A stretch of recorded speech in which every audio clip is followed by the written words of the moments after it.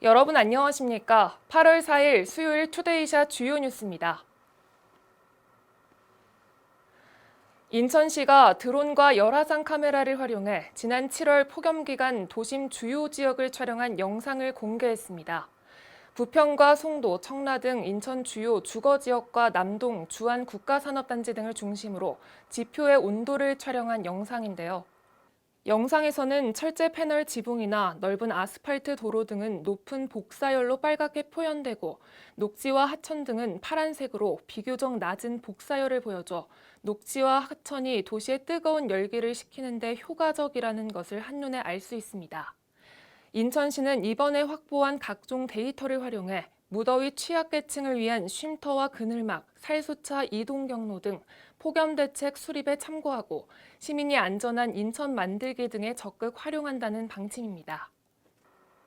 평택시가 브레인시티 내 의료 복합타운 공모에 아주대병원 투게더 홀딩스 컨소시엄을 최종 우선 협상 대상자로 선정했습니다.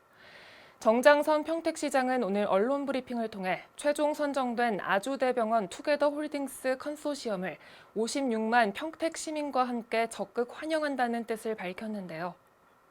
평택시는 500병상 이상 규모의 종합의료시설 유치로 평택 시민을 위한 양질의 의료 서비스와 의료 인프라 구축, 코로나19 등의 감염병 예방을 위한 역할 수행 등 지역경제 발전에 크게 기여할 것으로 기대하고 있습니다.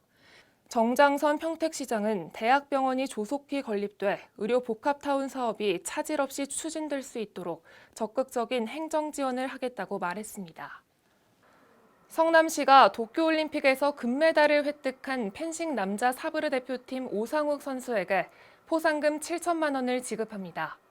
오상욱 선수는 성남시청 직장운동부 펜싱팀 소속인데요.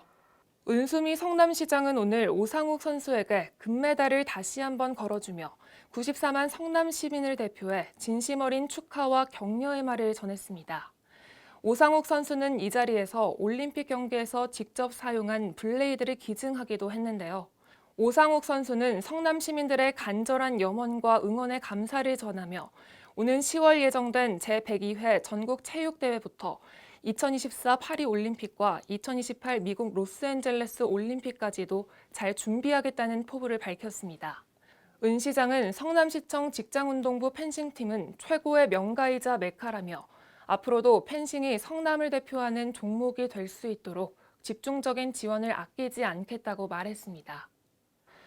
인천시가 2026년까지 친환경 재배 면적과 로컬푸드 직매장 수를 늘리고 급식센터 참여 학교 수를 350개교로 확대하는 등 지역 먹거리 종합 전략에 박차를 가하고 있습니다.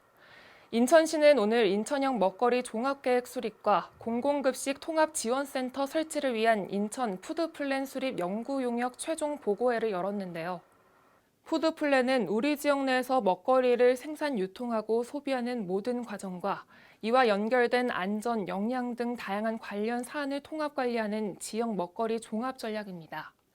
인천시는 용역 결과를 바탕으로 하반기 내에 먹거리 기본조례 제정, 먹거리위원회 출범, 먹거리 기본계획 수립을 순차적으로 추진할 방침입니다. 중국에서 콜센터를 차리고 보이스피싱 범행으로 국내에서 수십억 원을 챙긴 일당 32명이 검거됐습니다. 경기남부청 수사대는 오늘 보이스피싱 총책 A씨 등 10명을 구속하고 22명을 불구속 입건했다고 밝혔는데요. 이들은 중국 청도에 콜센터를 차린 뒤 2019년 11월부터 지난해 6월까지 보이스피싱으로 무려 189명에게 적게는 100만 원, 많게는 1억 2,600만 원까지 뜯어내 모두 32억 원을 가로챈 혐의를 받고 있습니다. 이들의 범행은 코로나19 확산으로 A씨 등의 활동이 위축되면서 중단된 것으로 확인됐으며 경찰은 A씨 등에 대한 첩보를 입수하고 지난 4월부터 수사에 착수해 국내에 들어온 이들을 체포했습니다. 경찰 관계자는 수사기관이라며 전화로 현금을 요구하는 등의 행위는 100% 사기니 112에 신고해달라고 당부했습니다. 지금까지 나온 변이 바이러스 중 가장 강력한 전파력을 가진 델타 플러스 변이 환자가 국내에서 처음으로 확인됐습니다. 일일 확진자도 다시 1,000명 후반대로 늘었는데요. 좀처럼 진정기미가 보이지 않는 코로나19와의 전쟁에서 지치지 말고 평범했던 이전의 일상으로 돌아가기 위해 한 번 더 힘을 내야 할 시점인 것 같습니다. 오늘 뉴스를 마칩니다. 시청해주신 여러분 고맙습니다.